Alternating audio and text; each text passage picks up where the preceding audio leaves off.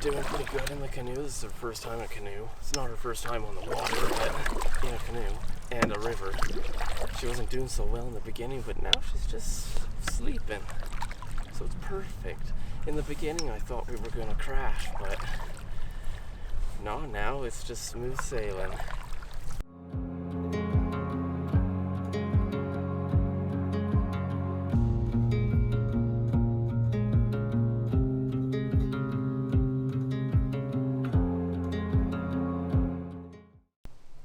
So, where are we?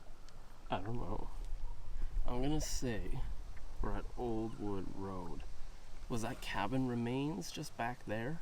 Did you see cabin remains? I saw a building, but it looked like someone lived there. Yeah. So I don't know. I honestly have no idea. I mean, I'm assuming that's that big part. So we could be in this bend. I hope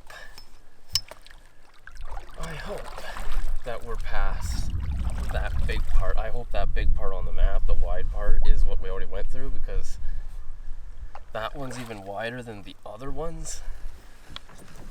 And I don't really want to go through another one of those because the wind, man. Ooh.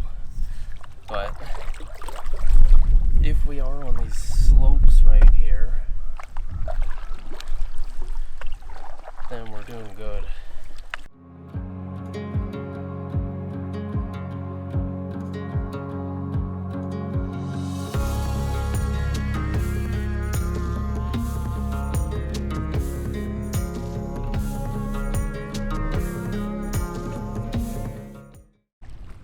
We're paddling from Whitehorse to the Takini River Bridge.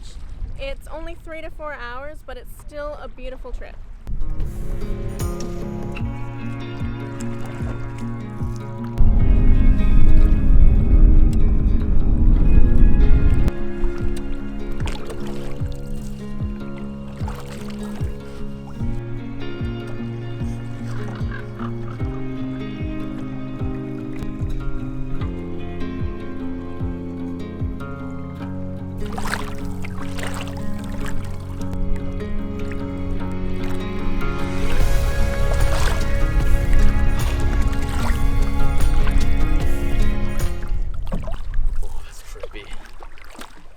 Gets calm, but then the water's still flowing beside you, but you're in calm water, and it just looks so weird. So weird. It makes you feel like you're standing still but moving at the same time. I don't know. So here's where we started. We went all the way up here. This was that big, wide, open space that we didn't really film a lot in because it was very windy. And now I'm not sure if we have passed cabin remains up here, but I believe we're along this shore. I think we've passed it and we're along here right now. Hopefully. That should mean that we are at the halfway mark. Or just past the halfway mark, I think.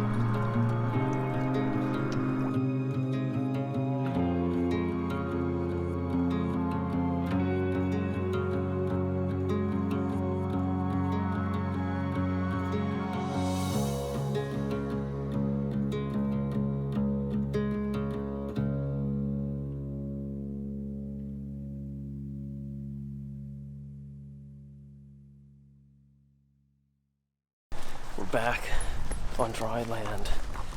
It got very windy at the end, and the last 30 kilometers took forever. But I think that paddle was around 30 kilometers. Didn't feel like 30 kilometers until the last 3 kilometers. Last 3 kilometers was hard.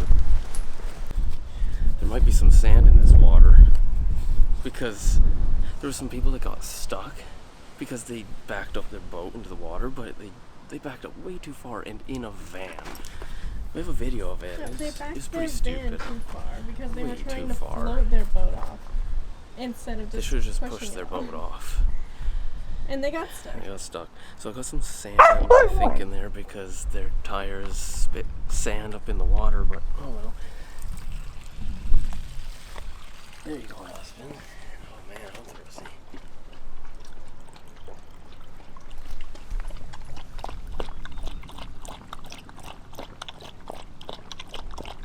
I For feel sure. very accomplished, but there was definitely more than one time Oh yeah. that I was like, oh boy, And the boat we're went going in the completely water. sideways and Yeah, the yeah. wind pushed us sideways, and then the and waves. then into the current. The current was blowing us, and then Aspen was like, "Ooh, time to stand up and move around."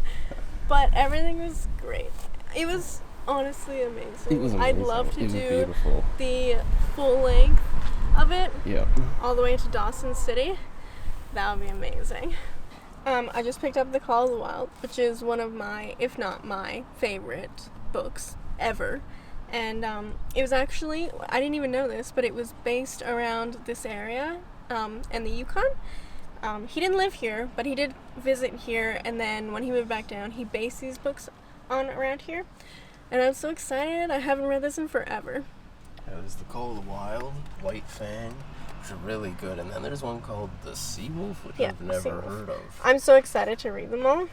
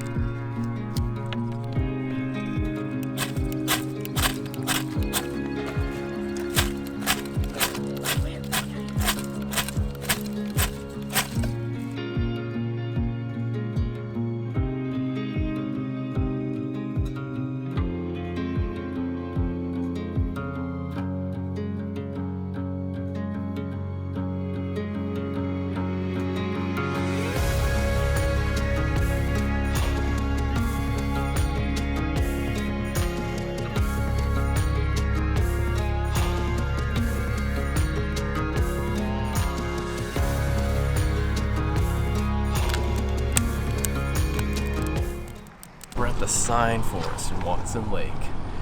There's actually way more signs here than I thought. So we're gonna take a look around.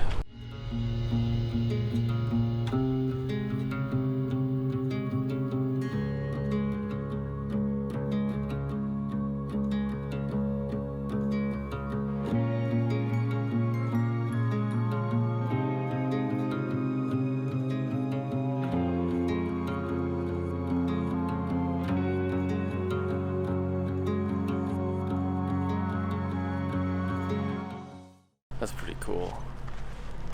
So many signs in there. You could spend forever in there looking at all those signs. I don't